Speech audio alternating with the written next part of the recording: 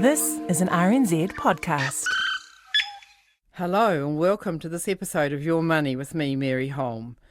Thanks for taking just a few minutes to listen in while Jessie Mulligan and I talk through some useful ideas about how to make your money work better for you. Just remember though, this is guidance. Final decisions are up to you. Over to Jessie. Time to talk money. I'm joined in studio by personal finance expert, financial author and journalist Mary Holm. Hi. Hi, Jessie. Mary, you didn't remind me that June 30th was coming up this year. Oh, really? It's not technically your job, but my wife and I looked at each other at about 4 p.m. on June 30th and said, can we still do this? Can we still get some cash into our KiwiSaver accounts in time for the thing? So the jury's still out on that one, but... Yeah, you should probably tell people what I'm talking about. Yeah, that for self-employed people or anyone who's not an employee, you want to get your 1,043 into KiwiSaver by June the 30th in order to get the maximum government contribution of $521. And I have mentioned it in my Herald column, but I haven't mentioned it on the radio. Look, I'll make a note in my diary next year How much to remind Jessie. have you cost New Zealand? I've cost you, but everyone else is already on. It just really snuck up this year because of the lockdown and everything. Yeah. We've lost our bearings. Yes, but I do get told off for repeating the basic KiwiSaver stuff. You know, I get quite a lot of people saying, enough already, we've heard this now for years and years, and time you moved on, and so I kind of... Well, that's the problem with talking money, is that everyone's level of knowledge is different. Very right? varied, yes. Some people wouldn't even know which KiwiSaver provider they had. Others will be watching it daily, and Yes, and both of those are not good. Watching daily is not good either. There's a happy medium there. And just before we start on today, I wanted to just do a quick follow-up to last time when we were talking about the mixed messages people were getting on getting out and spending money in shops and restaurants and all of that, and that keeps the economy going, versus, hey, everybody, have you got a rainy day fund set up? And a lot of people apparently haven't. And, you know, people's jobs are a bit insecure, or a lot of people's jobs are a bit insecure at the moment, and some are very insecure. And so, you know, I'm on the side of don't get out and spend too much if you haven't got a decent amount of money sitting there to tide you over if you do lose your job or your business income goes down or whatever. And I just brought this graph in to show you of Kiwi Bank put out some interesting graphs of spending, and so this is cafe spending chugging along, and then in lockdown it goes way down, of course. But the interesting thing is, since lockdown it's gone higher than it was before, and so have spending on restaurants and bars, online purchases, which is not surprising, beauty and hair, which is not surprising. But some of the others are a bit surprising, like pets. People have been spending a lot more on their pets in the last month or so than pre-COVID. So we're not talking about lockdown, we're talking about now versus, say, January and February. Why? Who knows? Clothing, hardware, electronic goods, the spending has gone up higher than it was before lockdown. You know how they say that after one of the problems with diets is that after you've been on your diet, your body sort of naturally tries to consume the calories that you missed out on when you were dieting. I'm sure the same thing is going on. You know, I talk to restaurateurs, they say it's like Christmas at the moment, people trying to get tables. I had coffee at a cafe on Monday and they said last week was a record week for us. Really? People are just rushing, and you know that certainly won't be the case for everyone, people whose jobs are in danger. But for people who do still have their jobs and who are feeling reasonably secure, they are just rushing to spend money at the moment. And enjoying the fact, I think, a lot of them, that there's voices saying you should be doing this is a good thing. You know, it's getting the economy back going again, whereas in the past there's just the old grouches like me saying, hey, you know, don't spend more than you can afford to spend, and have that rainy day money there. But so it's just interesting to see. Oh, and the Kiwi Bank said sports spending is up beyond what it was pre-COVID. Sports spending. Yeah, on going to sports events and that sort of thing, I suppose. Movies down. No, they had a graph for movies, and they're still. I went to a movie the other day and the theatres are pretty empty. I think people, I don't know whether they think they still might catch COVID at a theatre. I don't know. No, we were talking about that with my movie review on Friday, actually. Yeah. That's the one industry that doesn't seem to have bounced back. Like people have got used to watching them in their own homes or something. Yeah, so perhaps it's Netflix and that. But personally, I think there's nothing like being in the theatre. No, I know what you mean. Yeah. Jane's texted me. She says, if you've got a decent KiwiSaver provider, Jessie, you should have received a reminder to top up your KiwiSaver for the free government money in about May. I did, Jane. I ignored it, though.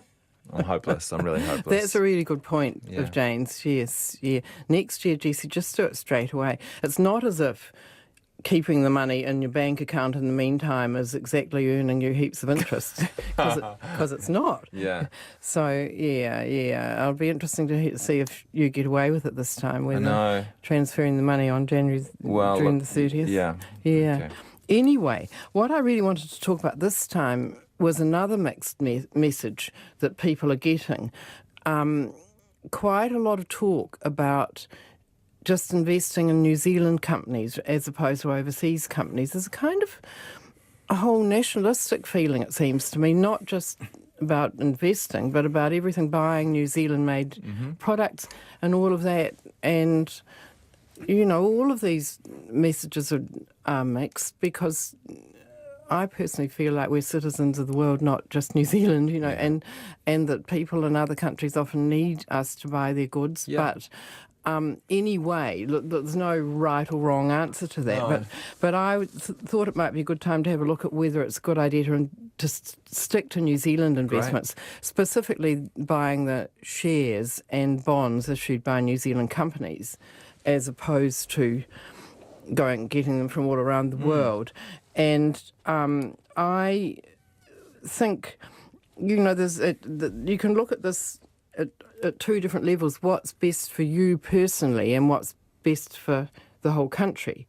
So looking at people individually first, on the arguments for investing largely in New Zealand shares, for example, are that we have dividend imputation in New Zealand, which basically means you get a credit for the tax the companies have already paid. So it's a tax break on investing in New Zealand shares, which we don't get. Can I just jump in, Mary, and say that what you're talking about here is that once you've invested in a KiwiSaver provider, you sometimes have a bit of a choice as to which investments they put your money into. Yes. So that's what you're talking about here, right? Well, sort of, although we'll get on to KiwiSaver funds in a minute, because they're messy. It's not that easy. Right. Sorry, I thought I was being helpful, but as you were. It's not that easy to tell. Yeah. Whether your KiwiSaver fund is invested in So you're New Zealand talking to everyone who has money to invest at this point? Whether it's in KiwiSaver or outside it, whether you're just going... Yeah. And there is definitely a new interest in investing in shares directly. That's developed over COVID period, it seems, actually. I think people with some time to kill have sort of got online and started researching shares. And also because the share market plunged and then rose again so quickly that a lot of people thought, hey, this is all kind of good if I buy at the bottom and then it goes on up, which it has so far, but we don't know what's going to happen next. But anyway, we've talked about that in the past. But getting back to the advantages of investing in New Zealand shares, there's the dividend imputation, so the tax break. There's also just knowing about the companies you're investing in. If you're investing in individual companies, there's certainly something to be said for knowing if you're getting into Fletcher Building or Auckland Airport or Kathmandu or something like that, you know the company and you know what it does, and you might have some feel for how well it's doing. Whether that knowledge is really helpful is debatable. That's a whole other issue, because if you're investing in a New Zealand company and it's doing well, everybody already knows that, and so the share price is high, reflecting the fact the company is doing well, and so it makes it more interesting, you could say, investing in a company you know about than investing in a random company overseas. Although, having said that, people who do invest in random companies overseas probably tend to go into the big ones. They go into Apple or something like that. So they know the company. Plus, as you've pointed out many times, a random selection of shares will do as well as a curated selection. That's exactly right. And so knowing about the companies isn't really necessarily an advantage, but it's more interesting for people perhaps if they know about what company they're investing in. And then there's no problems with dealing with tax in more than one country, with foreign exchange dealings and foreign exchange fees, with estate issues. If you've got foreign investments when you die, apparently it can be quite complicated getting that money back into the estate. It can hold up the settlement of the estate and that kind of stuff. So it's certainly more complicated investing internationally. But in response to all of that, on the other hand, there's much, much more diversification if you invest overseas as well as in New Zealand, and a lot more different industries, whole different economies, some doing well, some doing badly. You can go into some of the biggest companies in the world, and that has some appeal for people. And not shares in Apple, for example. Yeah, but not just IT. Big car companies, big whatever. They're there. These huge big companies that people quite like to invest in. And the other thing is New Zealand. Okay, we've done really well with COVID, but we are vulnerable to either an earthquake in Auckland or Wellington that could cripple the economy, or an eruption or something like that, or a terrible outbreak of foot and mouth or something like that. This economy is, quite vulnerable to disasters like that, which wouldn't apply so much to a lot of other countries where there's not just sort of... Right. I hadn't thought of that. Yeah. We've got... All our eggs are in one basket. Yeah, well, in a couple of baskets. Yeah. We've seen it with tourism. The economy was moving from being so agriculturally dependent to being very big in tourism as well. And who would have thought what might happen with tourism? But, I was looking at those Auckland International Airport shares and thinking, no matter how much you thought you knew about that company in December of last year, how many people, not 1 in 1,000 people wouldn't have picked. Not 1 in a million, I think. Yeah, really. So I reckon it's better to spread your money, invest not just in New Zealand. Another argument is if it's savings for retirement, it's actually lower risk to have some money overseas rather than higher risk, because if you've got money overseas and then when you get to retirement, if you're planning to spend money on international travel and imported goods, which we've talked about this before, people who are reasonably well off, quite often they get to retirement, they've already paid off their house, and a lot of their spending is actually on imported goods. It's on electronic goods, cars, books, music, all sorts of stuff, clothes and things that are coming in from offshore. And you're doing a lot of international travel. And the way it works is if your investments are also offshore, that's lower risk than having all your money in New Zealand and buying imported goods and doing international travel. It's quite sort of hard for people to get their heads around, but it is lower risk, actually, to have some of your money overseas. So, and you can also get round, I said there are problems with tax and estate duties and foreign exchange and all of that. You can get around all of those problems. The easiest way is just to invest in a managed fund, whether it's a KiwiSaver fund or not, that is based in New Zealand. If it's a New Zealand provider that's running like a KiwiSaver provider, nearly all the KiwiSaver providers, or certainly the big ones, have international share funds and international bond funds you can get into. And you don't have to worry about the taxes, the foreign exchange, all of that's taken care of for you. And also some of the online trading platforms, Sharesies, Hatch, Invest Now, where you can buy shares and in some cases other fixed interest products, they sorry, got distracted just then. They take care, some of them take care of some of the international problems for you. Yeah. So it's simpler than it used to be. You don't want to be spending your time worrying about what tax you've got to pay on money that you made in shares that you bought and sold in Bolivia. Absolutely.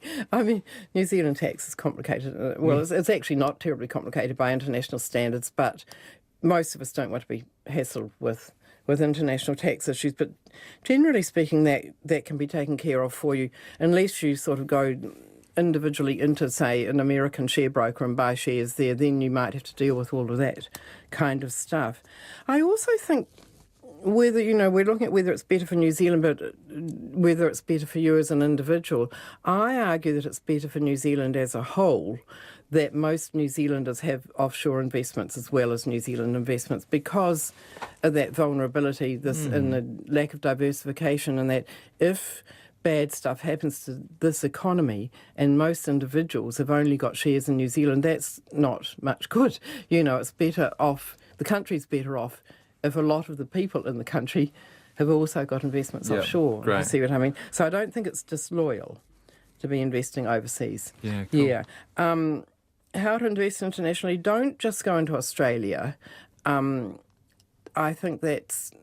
look, it's better than being in New Zealand alone, but there's no reason why it's better to be in Australia than any other country. And quite a lot of people say, "Oh, okay, I'll go overseas." Feels more comfortable, doesn't it? Yeah, yes, but there's no particular advantage to doing that versus going into an broadly international fund.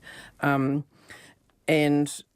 what I wanted to just get on to, because we haven't got much time, is to how to tell about whether your KiwiSaver fund is mostly New Zealand or international. Right. It's not easy because the providers aren't obliged to feed that information into the regulators, and so you can find out how many shares you've got and how many bonds you've got on, like, the sorted KiwiSaver fund finder will tell you what percentage of your fund is shares, but it won't tell you whether they're international or New Zealand. So, but you can, quite a few of the fund names, if you look at a lot of the providers, they'll say they've got a New Zealand cash fund or a New Zealand bond fund or a New Zealand share fund or an international one, just in the name of the fund.